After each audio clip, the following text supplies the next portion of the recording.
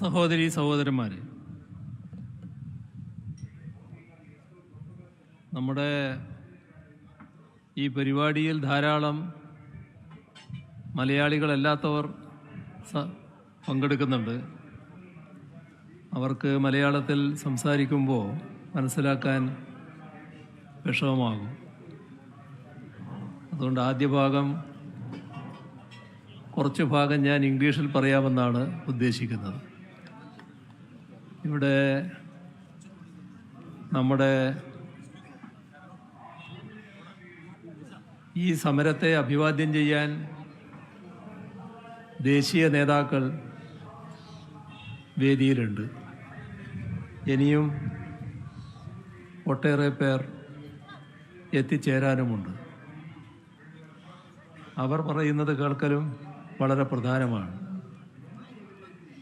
അതുകൊണ്ട് വളരെ കൂടുതൽ കാര്യങ്ങളിലേക്ക് കടന്നു പോകുന്നതിൽ അനൗചിത്യമുണ്ട്. എങ്കിലും കേരളം എന്തുകൊണ്ട് ഇത്തരമൊരു സമരത്തിലേക്ക് വരേണ്ടി വന്നു എന്നത് പറയാതിരിക്കുന്നതും അനൗചിത്യമാകും. അപ്പോൾ ഈ രണ്ട് അനൗചിത്യത്തിൻ്റെ നടുക്കാണ് ഞാൻ നിൽക്കുന്നത്. അതുകൊണ്ട് അഥവാ ദീർഘിച്ചു പോകുന്നുണ്ടെങ്കിൽ ക്ഷമിക്കണമെന്നാണ് എനിക്ക് ആദ്യമേ തന്നെ പറയാനുള്ളത്. Dear friends and comrades, greetings to you all. Today we are at a historical juncture of the Indian Republic. A democracy that was envisaged as a union of states is slowly and steadily being crippled into an undemocratic union over states. We are seeing its manifestations around the country, especially in opposition-ruled states. We have all come together to register our strong protest against this and to preserve the federal structure of India. Today, we are marking the beginning of a renewed fight that would herald a dawn of ensuring equitable treatment of the states. This fight would also strive to maintain a balance in the center-state relations. Thus, the 8th of February 2024 is going to be a red-letter day in the history of the Republic of India. At the outset, let me extend a warm welcome and convey greetings to all those who have gathered here representing various state governments and opposition political parties. The fight to ensure that India remains a sovereign, secular, democratic republic with federalism as its hallmark will be a long-drawn one. Let this be an opportunity for all of us to reaffirm our commitment to this struggle. Over the years, the Union has been making laws that encroach upon the state's powers and duties in several sectors, even on law and order, which is absolutely in the state's list in the Constitution. Laws have been made by the Union in agriculture, education, power, and cooperation, and so on, crippling the state's rights. Even a ministry for cooperation has been formed. Multinational agreements are being entered into on issues that affect the states without seeking the state's opinion, let alone getting their consent. These are all telling examples of how the rights of states are being trampled upon and how India is being changed into an undemocratic union over states. However, the body blow to India's federal structure is coming from the union eating into the state's financial resources. It is being alleged that the same people who wax eloquent about cooperative federalism have tried to undercut the resources to be allocated to the states by the Finance Commission. On top of that, we are seeing the union's allocation for their own schemes coming down year after year, while the states are being forced to chip in more and more. As it is, the states are having to shoulder the major burden of expenses in the country. According to RBI reports, the states are having to cover a substantial 65% of the country's total expenses, with the union's contribution being only 35%. But when it comes to revenue sharing, it goes in the reverse direction. The union government pockets about 65% and the states are left with only 35%. States have to meet 65% of the expenses with only 35% of the revenue. Even in the interim budget that was presented a few days back, the states are being further squeezed as the loans given for capital expenditures have been reduced. Despite the union having a lower share than the states in many central schemes, they are keen to brand them. They even go to the extent of saying that funds will not be issued if there is no branding. Branding is essentially labeling. By doing so, the self-worth of the beneficiaries of such schemes is being questioned. No responsible government that sees development and welfare as people's genuine rights can name and shame their own citizens. Let us take the examples of Kerala's Life Mission. So far, 3,74,508 houses have been built under it. A total of rupees 17,104 crores and 87 lakhs has been spent for it. The union share in it is merely rupees 2,081 crore 69 lakhs only, a paltry 12.17%. 87.83% of it has been borne by the government of Kerala and LSGDs in Kerala. Even in this project, they are adamant that they should be named. If not, they say that they will withhold even their minuscule share, just because the union demands that their name board should be kept. Let us not be under any illusion that this project is their benevolence. Just imagine the pitiable scene of a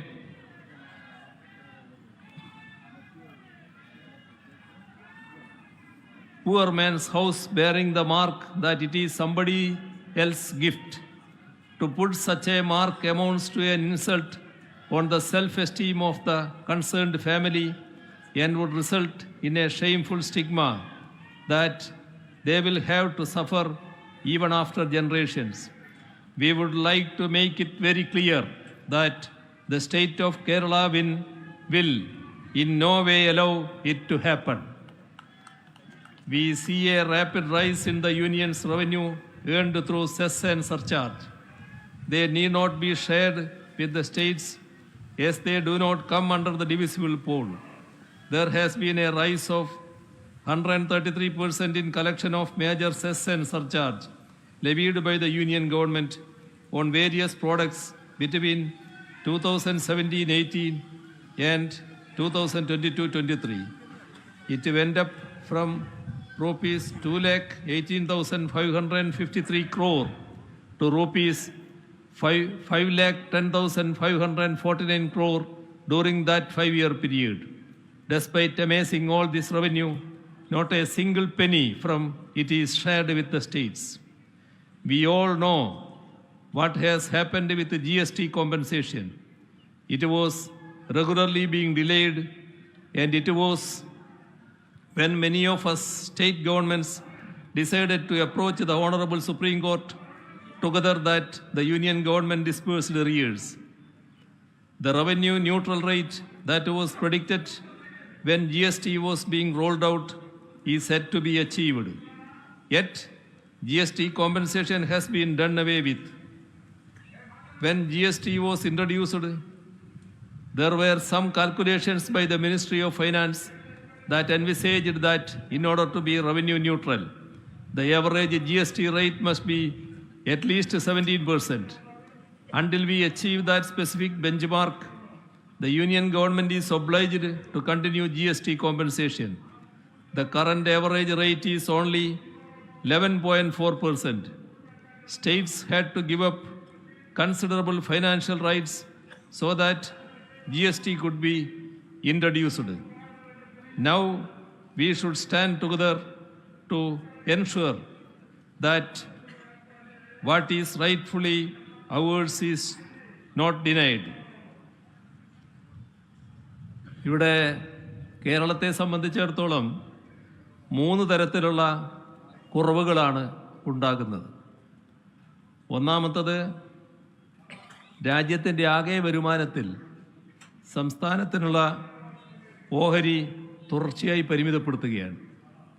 ആ പരിമിതപ്പെടുത്തൽ കൊണ്ടുവരുന്നതാണ് ഒന്നാമത്തെ കുറവ്. Union സർക്കാർ ഏകപക്ഷീയമായാണ് ധനകാര്യ കമ്മീഷൻ്റെ പരിഗണനാ വിഷയങ്ങൾ തീരുമാനിക്കുന്നത്. സംസ്ഥാനങ്ങളുടെ നിർദ്ദേശങ്ങൾ അവയിൽ ഉൾപ്പെടുത്താറില്ല. ഓരോ ധനക്കമ്മീഷനും കഴിയുമ്പോൾ കേരളത്തിലെ നികുതി കുത്തനെ ഇടിയുകയാണ്. ആരോഗ്യം, വിദ്യാഭ്യാസം ഉൾപ്പെടെ പല മേഖലകളിൽ കേരളം കൈവരിക്കുന്ന വലിയ നേട്ടങ്ങൾ അവ ചൂണ്ടിക്കാണിച്ചുകൊണ്ടാണ് പലപ്പോഴും ഇത്തരം കുറവ് വരുത്തലിനെ ന്യായീകരിക്കുന്നത്. ജനസംഖ്യാ നിയന്ത്രണത്തിൽ നല്ല നേട്ടം കൈവരിച്ച സംസ്ഥാനമാണ് കേരളം. പക്ഷേ ആ നേട്ടം സംസ്ഥാനത്ത് തന്നെ ശിക്ഷയായി മാറുകയാണ്. നേട്ടത്തിൻ്റെ പേരിൽ വിഹിതം കുറക്കുന്നു. നേട്ടങ്ങൾ പരിരക്ഷിക്കണമെങ്കിൽ പണം വേണ്ടേ? പുതുതലമുറ പ്രശ്നങ്ങൾ നേരിടണമെങ്കിൽ അതിനും പണം വേണ്ടേ? അത് തരാൻ തയ്യാറല്ല. നേട്ടത്തിന് ശിക്ഷ, ഇത് ലോകത്ത് മറ്റൊരിടത്തും കാണാൻ കഴിയാത്ത പ്രതിഭാസമാണ്. രണ്ടാമത്തേത്, കേരളത്തിന് യൂണിയനിൽ നിന്ന് വിവിധ ഇനങ്ങളിൽ ലഭിക്കേണ്ട തുകകൾ വൈകിക്കുകയാണ്.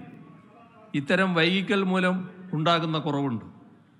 ഇന്നത്തെ നിലക്ക് യൂണിയനിൽ നിന്ന് കേരളത്തിന് ലഭിക്കാനുള്ള തുകകൾ: UGC ശമ്പള പരിഷ്കരണം 750 കോടി രൂപ, തദ്ദേശ സ്ഥാപനങ്ങൾക്കുള്ള വികസന ഗ്രാന്റ് 1921 കോടി രൂപ, നെല്ല് സംഭരണം ഉൾപ്പെടെ ഭക്ഷ്യസുരക്ഷാ പദ്ധതിയുമായി ബന്ധപ്പെട്ടത് 1100 കോടി രൂപ, വിവിധ ദുരിതാശ്വാസങ്ങൾക്കുള്ളത് 139 കോടി രൂപ, സ്റ്റേറ്റ് ഡിസാസ്റ്റർ മിറ്റിഗേഷൻ ഫണ്ട് 69 കോടി രൂപ, capital investment special assistance CAPEX എന്ന ചുരുക്കപ്പേരിൽ അറിയപ്പെടുന്ന 3000 കോടി രൂപ. അങ്ങനെ ആകെ 7490 കോടി രൂപ. ഫണ്ട് ട്രാൻസ്ഫറുകളുമായി ബന്ധപ്പെട്ട് എല്ലാ സംസ്ഥാനങ്ങളും ഇത്തരത്തിലുള്ള പ്രതിസന്ധിയാണ് നേരിടുന്നത്. UGC ഫണ്ട് കാര്യത്തിൽ കേരളം നേരിട്ടൊരു വൈഷമ്യം. UGC ശമ്പള പരിഷ്കരണം നടപ്പിലാക്കിയതും ശമ്പളം വിതരണം ചെയ്തതും കേന്ദ്ര നിർദ്ദേശമനുസരിച്ചാണ്.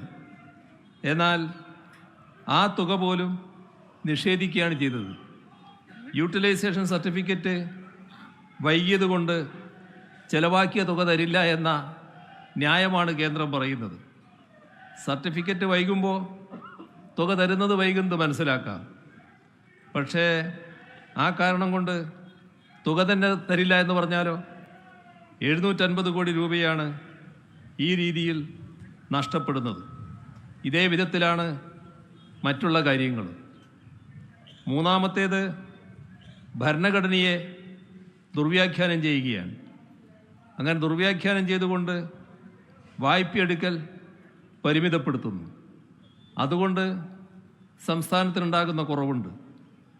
കിഫ്ബിയും KSSPL-ഉം രൂപീകരിക്കപ്പെട്ടത് സംസ്ഥാനത്തിൻ്റെ വികസനക്ഷേമ ഇടപെടലുകൾ കാര്യക്ഷമമാക്കാനാണ്.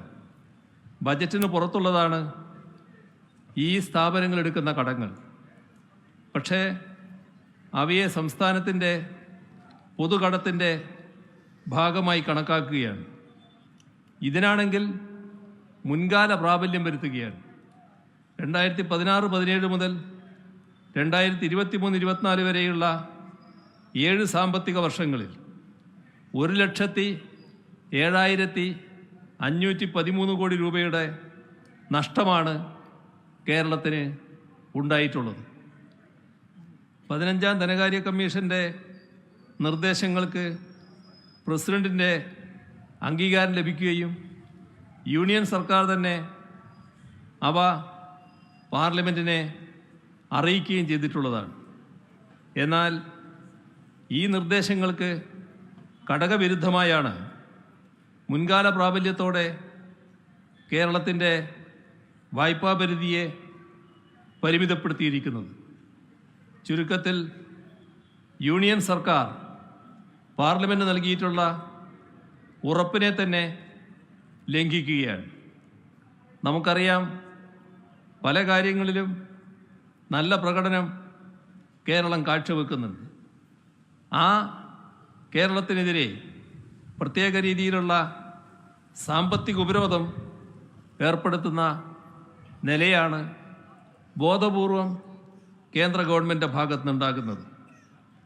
യൂണിയൻ സർക്കാർ പിന്തുടരുന്ന രാഷ്ട്രീയ സാമ്പത്തിക നയങ്ങൾ അതേ രീതിയിൽ പിന്തുടരാത്ത ഒരു സംസ്ഥാനമാണ് കേരളം. ആ കാരണം വെച്ച് കേരളത്തെ അവഗണിക്കുന്നുവെന്നാണ് ബഹുജനങ്ങൾ കണക്കാക്കുന്നത്. തീർത്തും ജനാധിപത്യ വിരുദ്ധമായ സമീപനമാണ് ഇത്. സംസ്ഥാനത്തെ ജനങ്ങൾ തള്ളിക്കളഞ്ഞ, ജനങ്ങളാൽ തിരസ്കരിക്കപ്പെട്ട നയങ്ങൾ സംസ്ഥാനങ്ങൾക്കുമേൽ അടിച്ചേൽപ്പിക്കാനാണ് യൂണിയൻ സർക്കാർ ശ്രമിക്കുന്നത്.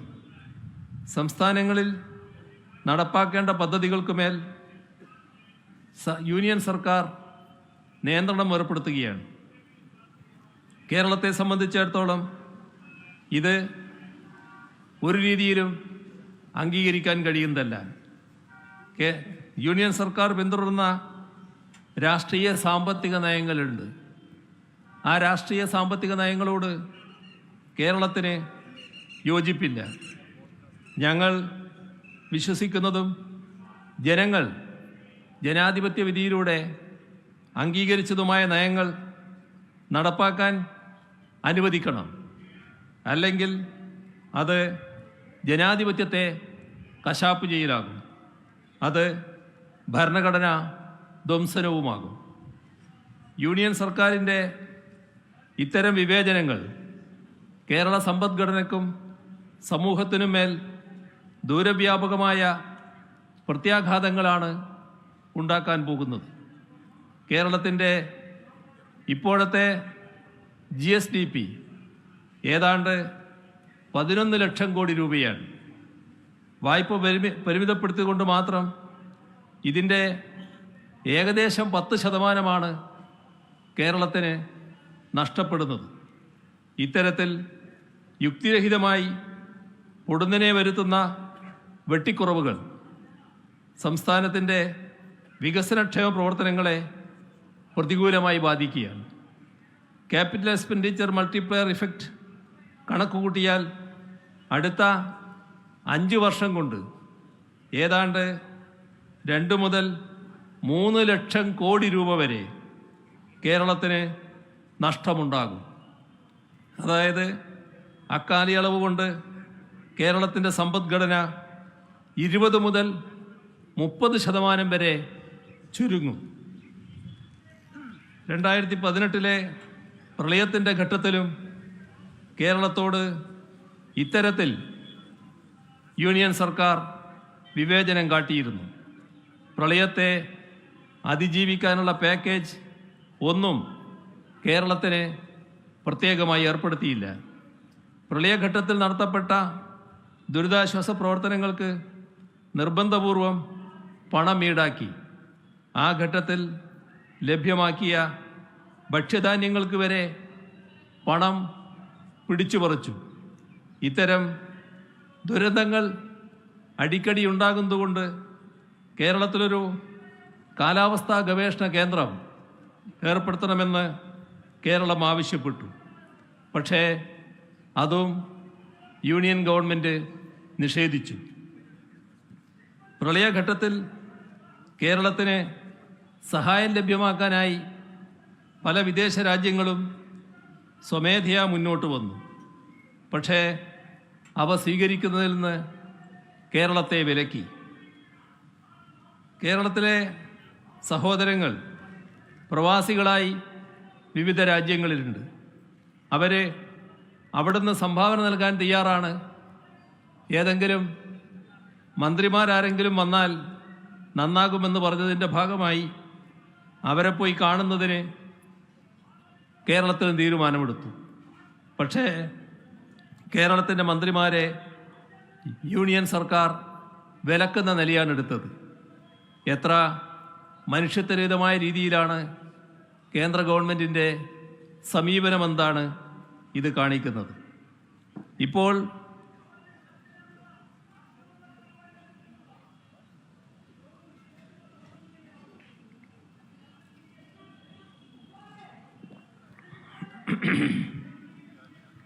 ഇപ്പോൾ പ്രഖ്യാപിക്കപ്പെട്ട ഇടക്കാല ബജറ്റിൽ കേരളത്തോടുള്ള വിവേചനവും അനീതിയും പ്രകടമാണ്. കേരളത്തിൻ്റെ ആവശ്യങ്ങളൊന്നും അംഗീകരിക്കപ്പെട്ടിട്ടില്ല. എയിംസ്, കേരയിൽ, ശബരിപാത, കോച്ച് ഫാക്ടറി, മെമു ഷെഡ് തുടങ്ങിയ ആവശ്യങ്ങളൊന്നും കേട്ടതായി പോലും നടിച്ചില്ല. സ്വാഭാവിക റബ്ബറിൻ്റെ ഇറക്കുമതി ചുങ്കം വർദ്ധിപ്പിക്കുമെന്ന പ്രഖ്യാപനം ഉണ്ടായിട്ടില്ല.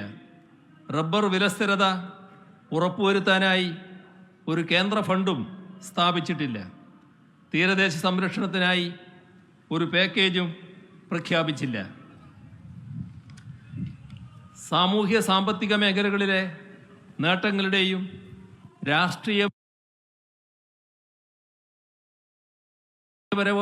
രാഷ്ട്രീയപരവും പ്രത്യയശാസ്ത്രപരവുമായ വ്യത്യാസങ്ങളുടെയും പേരിൽ കേരളത്തെ ശിക്ഷിക്കുകയാണ്.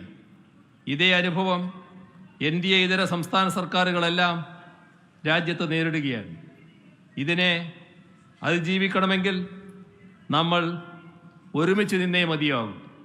നമ്മളുടെ ഒരുമയെ അസ്ഥിരപ്പെടുത്താനുള്ള ആസൂത്രിതമായ ശ്രമങ്ങൾ ശക്തിപ്പെടുമ്പോൾ അവയ്ക്കെതിരെ കൂടുതൽ യോജിപ്പോടെ നമ്മൾ പ്രവർത്തിക്കണം. അങ്ങനെ ഫെഡറലിസത്തെയും സഹകരണാത്മക ഫെഡറലിസത്തെയും ശക്തിപ്പെടുത്തണം. ഇന്നലെ ബഹുമാനായ പ്രധാനമന്ത്രി ഇത്തരത്തിലുള്ള ചില പ്രക്ഷോഭങ്ങൾ കൂടി മനസ്സിൽ വെച്ചുകൊണ്ടാകാം ഇന്നലെ കർണാടക പ്രക്ഷോഭവുമായി രംഗത്ത് വന്നു. ഇന്ന് ഈ പ്രക്ഷോഭം നടക്കുന്നു. തമിഴ്നാട് ഇതേ രീതിയിലുള്ള പ്രക്ഷോഭം ഉയർത്തുന്നു. എല്ലാം ഇത്തരത്തിൽ അപകടം നേരിടുന്ന സംസ്ഥാനങ്ങൾ യൂണിയൻ സർക്കാരിൻ്റെ നിലപാടിൽ പ്രതിഷേധിക്കുകയാണ്. അപ്പോൾ രാജ്യത്തിൻ്റെ പൊതുവായ ഐക്യത്തിനെതിരെ എന്തോ സൗത്ത് ഇന്ത്യ പ്രത്യേകമായ രീതിയിൽ അണിനിരക്കുന്നു എന്ന മട്ടിലുള്ള ഒരു പ്രതികരണം പ്രധാനമന്ത്രിയുടെ ഭാഗത്ത് നിന്ന് വരികയുണ്ടായി. രാജ്യത്തിൻ്റെ ഐക്യത്തിന് വിഘാതം സൃഷ്ടിക്കുന്ന നടപടികൾ യൂണിയൻ സർക്കാരിൻ്റെ ഭാഗത്തു നിന്നാണ് ഉണ്ടാകുന്നത്. ഞങ്ങൾ രാജ്യത്തിൻ്റെ ഐക്യത്തിന് വേണ്ടിയാണ് നിലകൊള്ളുന്നത്. രാജ്യത്തിൻ്റെ ഫെഡറലിസമാണ് രാജ്യത്തിൻ്റെ ഐക്യം ഉറപ്പുവരുത്തുന്നത്. മതനിരപേക്ഷതയാണ് രാജ്യത്തിൻ്റെ ഐക്യം ഉറപ്പുവരുത്തുന്നത്. അത്തരം കാര്യങ്ങൾ ശക്തിപ്പെടുത്തണം എന്നത് തന്നെയാണ് ഞങ്ങളുടെ പൊതുവായ നിലപാട്.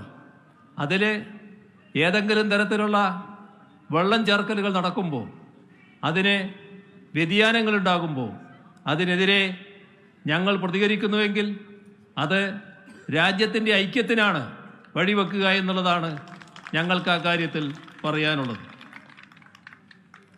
ഇടക്കാല ബജറ്റിൽ ഉൾപ്പെടെ രാജ്യത്തെ സാധാരണക്കാർക്കും പാവപ്പെട്ടവർക്കും വേണ്ടി തങ്ങളൊന്നും ചെയ്യാൻ ഉദ്ദേശിക്കുന്നില്ല എന്നാണ് യൂണിയൻ സർക്കാർ വ്യക്തമാക്കിയിട്ടുള്ളത്. എന്നാൽ ജനങ്ങളുടെ സുഖവും ക്ഷേമവും ഉറപ്പുവരുത്താൻ പ്രതിജ്ഞാബദ്ധതയുള്ളവരെന്ന നിലക്ക് നമുക്ക് സംസ്ഥാന സർക്കാരുകൾക്ക് അത്തരത്തിലൊരു മനുഷ്യത്വ വിരുദ്ധ സമീപനം കൈക്കൊള്ളാൻ കഴിയുകയില്ല. ഓരോ സംസ്ഥാനത്തിൻ്റെയും അവസ്ഥ പരിശോധിച്ചാൽ ഈ കാര്യം മനസ്സിലാക്കാൻ കഴിയും.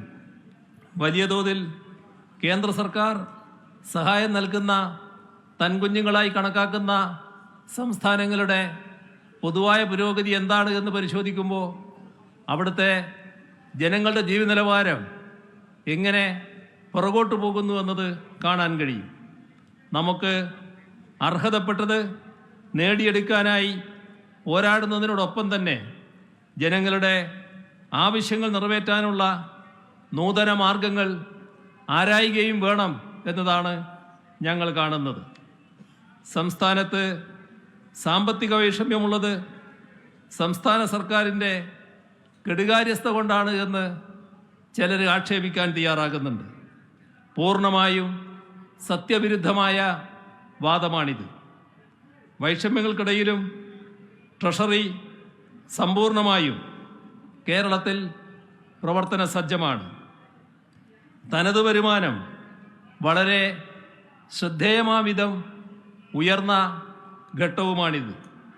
സംസ്ഥാനത്തിൻ്റെ മൊത്തം ചെലവെടുത്താൽ 2020-21 1,31,884 കോടി രൂപയായിരുന്നു. അത് 2020-21. അപ്പോൾ 2022-23 1,58,738 കോടി രൂപയായി ഉയർന്നു. 1,31,000 കോടിയിൽ നിന്ന് 1,58,000 കോടിയായി ഉയർന്നു. ഈ വർഷാവസാനം അത് 1,68,407 കോടി രൂപയായി ഉയരുമെന്നാണ് നാം കാണേണ്ടത്. ഇത് സംസ്ഥാനത്തിൻ്റെ സാമ്പത്തിക സജീവതയാണ് കാണിക്കുന്നത്, കെടുകാര്യസ്ഥയല്ല. തനത് വരുമാനത്തിൽ കാര്യമായ വർധനവുണ്ടാക്കിക്കൊണ്ട് തന്നെയാണ് കൂടുതൽ തുക ചെലവിട്ടത്. ഒറ്റ വർഷം കൊണ്ട് തനത് നികുതി വരുമാനം 2020-21 47,661 കോടി രൂപയായിരുന്നത് 2021-22 58,341 2022-23 71,968 കോടി രൂപയായും സംസ്ഥാനത്തിന് ഉയർത്താനായി. വർഷാവസാനം 78,000 കോടി രൂപയാവും. അതായത് 2020-21 നിന്ന് 47,661 കോടിയിൽ നിന്ന് ഈ വർഷം അവസാനമാകുമ്പോൾ 78,000 കോടി രൂപയിലേക്ക് ഉയർത്താൻ സംസ്ഥാനത്തിന് കഴിയുകയാണ്. ഇത്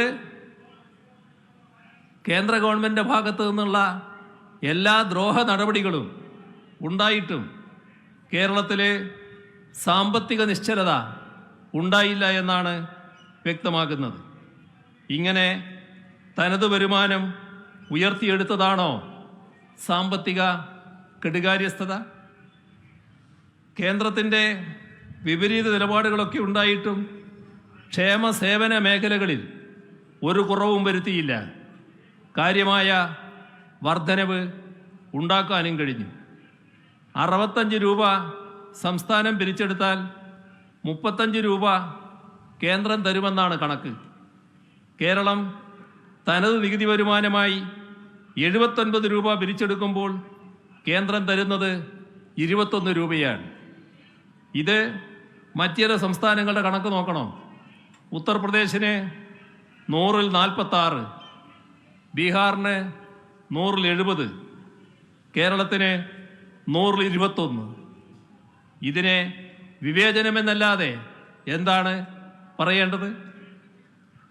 സംസ്ഥാനങ്ങൾക്കായി വിഭജിക്കുന്ന നികുതിയിലെ കേരളത്തിൻ്റെ വിഹിതം 10ാം ധനകാര്യ കമ്മീഷൻ്റെ കാലത്ത് 3.87% ഇത് 14ാം ധനകാര്യ കമ്മീഷനിൽ 2.5% 15ാം ധനകാര്യ കമ്മീഷനിൽ 1.9% കുറഞ്ഞു. ഇതിൻ്റെ ഫലമായി കേരളത്തിനുണ്ടായ നഷ്ടം 18,000 കോടി രൂപയാണ് എന്നത് കേന്ദ്രത്തിന് അറിയാത്തതല്ല. സംസ്ഥാനത്ത് ലഭിക്കേണ്ട കേന്ദ്ര വിഹിതത്തിൽ 57,400 കോടി രൂപയുടെ വെട്ടിക്കുറവാണ് വരുത്തിയിട്ടുള്ളത്. അതിൻ്റെ വിശദാംശങ്ങൾ പലവട്ടം പറഞ്ഞിട്ടുള്ളതാണ്. GST നഷ്ടപരിഹാരം നിർത്തലാക്കിയതിനെ തുടർന്ന് 12,000 കോടി, റവന്യൂ ഡെഫിസിറ്റ് ഗ്രാന്റ് ഇനത്തിൽ 8,400 കോടി, നേരത്തെ പറഞ്ഞ കിഫ്ബിയുടെ അതേപോലെ പെൻഷൻ കമ്പനിയുടെ വായ്പകൾ പൊതുകടമായി കണക്കാക്കിയതിലൂടെ കടപരിധിയിൽ വെട്ടിക്കുറവ് വരുത്തിയതിൻ്റെ ഭാഗമായി 7,000 കോടി, പബ്ലിക് അക്കൗണ്ടിലുള്ള പണം പൊതുകടത്തിലേക്ക് ഉൾപ്പെടുത്തിയതിലൂടെ 12,000 കോടി. ഇതാണ് കേരളത്തിൻ്റെ നഷ്ടങ്ങളുടെ മറ്റൊരു പട്ടിക. കേന്ദ്രത്തിൻ്റെ സംസ്ഥാന വിരുദ്ധ നടപടികളുടെ തുടർ പരമ്പര ഉണ്ടായത് ഏത് ഘട്ടത്തിലാണ് എന്നതുകൂടി നാം ഇവിടെ ഓർക്കണം. അഭൂതപൂർവമായ നൂറ്റാണ്ടിലെ മഹാപ്രളയം, നിപ്പ, കോവിഡ് തുടങ്ങിയ മഹാമാരികൾ, ഇവയെല്ലാം കൊണ്ട് കേരളം വലിയ തോതിൽ ദുരന്തത്തിലായ ഘട്ടം. വല്ല വിധേനയും അതിൽ നിന്ന് കരകയറി ഒന്ന് പച്ചപിടിക്കാൻ കേരളം തീവ്ര ശ്രമം നടത്തുമ്പോൾ പ്രത്യേക സഹായത്തിലൂടെ സാധാരണ നിലയിൽ കേന്ദ്രം ആ സംസ്ഥാനത്തെ പിന്തുണയ്ക്കുകയാണ് ചെയ്യേണ്ടത്. എന്നാൽ അതേ ഘട്ടത്തിൽ തന്നെയാണ് ഈ ദ്രോഹ നടപടികളുടെ തുടർച്ച സംസ്ഥാനത്ത് നേരെ ഉണ്ടായത്. എത്ര ക്രൂരമാണിത്! ഇത് ചൂണ്ടിക്കാട്ടുമ്പോൾ രാഷ്ട്രീയ പ്രേരിതം എന്ന് പറയുന്നത് മനുഷ്യത്വമില്ലായ്മ കൊണ്ടാണ് എന്ന് മാത്രമേ പറയാനുള്ളൂ. പ്രതിസന്ധികളുടെ ഘട്ടത്തിലും രാജ്യത്തിന് തന്നെ അഭിമാനകരമായ അനവധി നേട്ടങ്ങൾ കേരളത്തിന് സ്വന്തമാക്കാനായിട്ടുണ്ട്. നീതി ആയോഗിൻ്റെ ദേശീയ മൾട്ടി ഡയമെൻഷൻസ് ദാരിദ്ര്യ സൂചികയിൽ കുറവ് ദാരിദ്ര്യമുള്ള സംസ്ഥാനം, നീതി ആയോഗ് തയ്യാറാക്കിയ സുസ്ഥിര വികസന സൂചികകൾ പ്രകാരം രാജ്യത്ത് 1ാമത്തെ സംസ്ഥാനം, 2021 പബ്ലിക് അഫയേഴ്സ് ഇൻഡെക്സിൽ 1ാം സ്ഥാനം, കേന്ദ്ര വിദ്യാഭ്യാസ മന്ത്രാലയത്തിൻ്റെ മികവിൻ്റെ സൂചികയിൽ 1ാം സ്ഥാനം, നീതി ആയോഗിൻ്റെ ആരോഗ്യ സൂചികയിൽ 1ാം സ്ഥാനം, ഏറ്റവും കൂടുതൽ സൗജന്യ ചികിത്സ നൽകിയ സംസ്ഥാനത്തിനുള്ള കേന്ദ്ര സർക്കാരിൻ്റെ ആരോഗ്യമന്ത്രൻ പുരസ്കാരം, ഇന്ത്യ ടുഡേ നടത്തിയ ഹാപ്പിനെസ് ഇൻഡെക്സ് സർവേയിൽ 1ാം സ്ഥാനം തുടങ്ങി അസംഖ്യം നേട്ടങ്ങൾ കഴിഞ്ഞ 8 വർഷക്കാലയളവിൽ കേരളത്തിന് സ്വന്തമാക്കാനായി. കൂടുതൽ മികവിലേക്ക് പോകാൻ കേരളത്തെ സാധാരണഗതിയിൽ യൂണിയൻ സർക്കാർ പിന്താങ്ങുകയാണ് വേണ്ടത്. എന്നാൽ അതിനു പകരം ഈ മുന്നേറ്റത്തിന് തടസ്സങ്ങൾ സൃഷ്ടിക്കാനാണ് കേന്ദ്ര സർക്കാർ ശ്രമിക്കുന്നത്. ഞങ്ങൾ എല്ലാ മാർഗങ്ങളും നോക്കി, അതെല്ലാം പരാജയപ്പെട്ടപ്പോഴാണ് ഇത്തരമൊരു പ്രതിഷേധ സമരത്തിൻ്റെ മാർഗം ഞങ്ങൾ സ്വീകരിക്കാൻ നിർബന്ധിതമായത്. നഷ്ടങ്ങളും വിവേചനങ്ങളും ചൂണ്ടിക്കാട്ടി കേന്ദ്രത്തിന് പലവട്ടം കത്തുകൾ അയച്ചു, നേരിട്ട് പോയി സംസാരിച്ചു. സമഗ്രമായ ചിത്രം കേന്ദ്ര ധനമന്ത്രിയടക്കം ധരിപ്പിച്ചു. പ്രധാനമന്ത്രിയടക്കം രേഖാമൂലം ബോധ്യപ്പെടുത്താൻ ശ്രമിച്ചു. 1 വർഷത്തിലേറെയായി നിരന്തരമായി എല്ലാ വഴിക്കും ശ്രമിച്ചിട്ടും കേന്ദ്രത്തിൻ്റെ ഭാഗത്തു നിന്ന് ഒരു പ്രതികരണവുമില്ല. ഇത്തരമൊരു സാഹചര്യത്തിൽ മറ്റൊരു വഴിയുമില്ലാതെയാണ് ഇത്തരമൊരു സമരരംഗത്തേക്ക് കേരളം വന്നത്. സംസ്ഥാനങ്ങളുടെ അധികാരങ്ങൾക്ക് മേൽ നടത്തപ്പെടുന്ന കയ്യേറ്റങ്ങളുമായി ബന്ധപ്പെട്ട് സംസ്ഥാനങ്ങളെ ആകെ പൊതുവായി ബാധിക്കുന്ന കാര്യങ്ങൾ, അത് നാം ഒന്നിച്ചു നിന്ന് നേരിടേണ്ടതാണ്, കൈകാര്യം ചെയ്യേണ്ടതാണ് എന്ന് തന്നെയാണ് പറയാനുള്ളത്. ഞാൻ വീണ്ടും ചില കാര്യങ്ങൾ മറ്റുള്ളവർക്ക് കൂടി മനസ്സിലാകുന്ന ഭാഷയിലേക്ക് കടക്കുകയാണ്.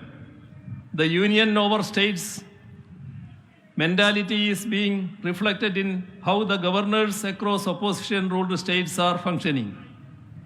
Constitutionally, governors are to exercise their duties on the advice of the state cabinets.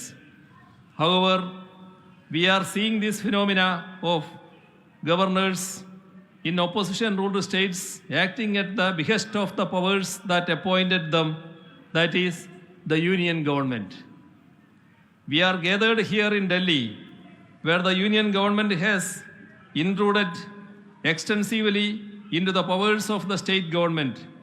As you are aware, this has become subject to severe criticism of the Supreme Court. We are all familiar with the case that was filed by the Delhi state government in the Honorable Supreme Court and the verdict of the Constitution Bench. However, within days of that landmark judgment, in which the Honorable Chief Justice opined that a constitutionally entrenched and democratically elected government needs to have control over its administration, the union government introduced an ordinance and subsequently passed a bill in the parliament. It proves to us that the union government will go forward with their authoritarian tendencies to any extent to usurp the rights of the states. We have seen gubernatorial excesses in Punjab, West Bengal, Odisha, Telangana, Tamil Nadu, and so on. In many states, including Kerala, we have seen governors trying to overreach their constitutional mandate by meddling with the autonomy of the legislature. Assent to bills passed by legislative assemblies have been indefinitely delayed. In this context, it is to be noted that the Supreme Court did warn the governors that they were playing with the fire. Yet, governors continue to play their political games. Multiple state governments have had to approach the judiciary against such undemocratic high-handedness. Kerala's governor does not have time to spend in Kerala. Mostly he is outside. ഇന്നും ഇവിടെയുണ്ട്. കേരള ഹൗസിൽ ചിലർ ചോദിച്ചു നിങ്ങളെ സമരത്ത് പങ്കെടുക്കാനോ കാണാനോ വന്നതാണ്. If at all he comes to Kerala, he does not have time to read out the entire governor's address in the assembly. But he has time to sit on the road and create a scene. In all opposition-ruled states, there have been instances of chancellors acting as at the behest of their political masters in matters related to universities. Interests and statutes of the states are being sidelined in this regard. Rather than consulting the state governments, even on matters related to state-funded universities, governors have made political interferences as chancellors. In Kerala too, the same is happening. The chancellor, by misusing his powers, is appointing senate members according to his own whims and fancies in an attempt to usurp the administration of universities and thereby even destroying the academic autonomy of our universities.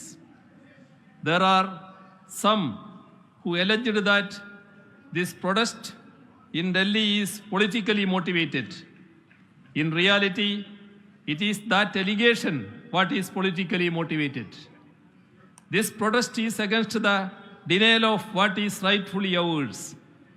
Isn't it a fact that our borrowings have been limited and that our grants have been denied?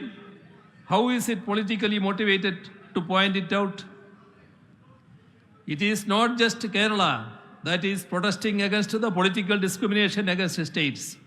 Karnataka has also come out in protest. They say that they suffered losses to the tune of rupees 1,87,000 crore, a loss that is similar to that of Kerala's. The party that is in power in Karnataka is not the same as the party that is in power in Kerala. Are in state governments run by different political parties having to protest against the same issues? Because it is true that they are facing discrimination. Is this politically motivated? In yesterday's The Hindu newspaper, there is an article written by two independent financial experts. They are not from Kerala. They are from Tamil Nadu. In their article about fiscal federalism, they are proving with the support of authentic data that the union's revenue is spiking while the state's share is plummeting. When they are describing the overall situation of the states in the country, is it politically motivated? When federalism is destroyed, it will cause losses to all the states. On top of that are the politically motivated actions against non-BJP run states. Efforts are on by certain sections to depict the genuine demands of states as an issue of north-south divide. It is totally untrue, unfounded and baseless. Ours is a democratic protest against the undoing of federal structure and the sheer discrimination against the states, irrespective of north-south considerations. However, taking into account the interests of our people and our state, we cannot be quiet. In our attempts to strengthen federalism and cooperative federalism, all these issues need to be addressed in such a way that India flourishes as a union of states instead of nose diving into an autocratic union over states. I hope that today's gathering will go a long way in reaffirming our resolve to strengthen our states and thereby our country. Let us hope that more states and opposition parties will join hands in this democratic struggle. Let me conclude by thanking you all for your presence and by extending greetings to you all once again. Thank you.